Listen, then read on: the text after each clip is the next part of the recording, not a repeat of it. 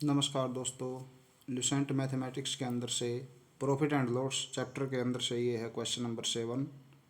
इस क्वेश्चन के अंदर किसी वस्तु को 21 रुपये में बेचने से एक व्यक्ति को क्रय मूल्य के बराबर प्रतिशत हानि हुई।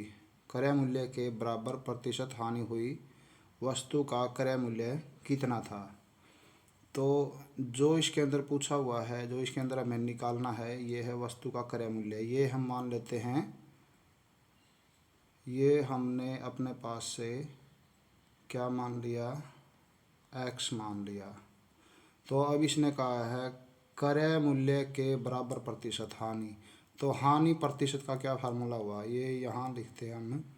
हानि प्रतिशत जो है वो क्रय मूल्य के बराबर है। तो पहले तो हम हानि निकालते हैं। हानि क्या होगी? हानि हमारे पास जैसे 21 रुपये में बेचा गया है, 21 रुपये में बेचा गया है, तो हमें निकालना होगा। ख़रीदा था हमने x रुपये का, तो x में से 21 घटा दो, ये हो गई हानि। और इधर क्रय मूल्य है x। तो हम देखते हैं कि ये हानि लिखी हुई है। हानि गुणा 100 बटे क्रय मूल्य। क्रय मूल्य कितना है हमारे पास? x। ये फार्मूला बन गया। ये हानि है, हानि गुणा 100 बटे क्रय मूल्य। तो इसके अनुसार इस x को x से मल्टीप्लाई कर दो। ये कितना हो गया? जो 100 है इसकी x से मल्टीप्लाई करते हैं, 100 x हो गया। और फिर 21 से मल्टीप्लाई कर देते हैं तो 2100 हो गया। और दूसरी तरफ x को x से मल्टीप्लाई करते हैं तो x स्क्वायर हो गया। तो इसके अंदर इस 100x को हम दूसरी तरफ लेके जाते हैं, राइट साइड में लेके जाते हैं। तो यहाँ पर हमारा x स्क्वायर पहले है, तो 100x जो है दूसरी तरफ जाएगा तो माइनस में लिखा जाएगा। और ये 2100 जो है दूसरी तरफ जाएगा तो प्लस में लिखा जाएगा। तो हमारे पास यहाँ सिर्फ ज़ीरो रह गया है। तो हम क्या करते हैं, इस ज़ीरो को दूसरी तरफ लिख लेते हैं। और जो ये 100 है इसके टुकड़े बना लेते हैं, फैक्टर बना लेते हैं हम। x स्क्वायर हमारा फैक्टर जो है 2100 मल्टीप्लाई आनी चाहिए, और 100 हमारा जोड़ करके आना चाहिए। ऐसे हमें दो फैक्टर बनाने हैं।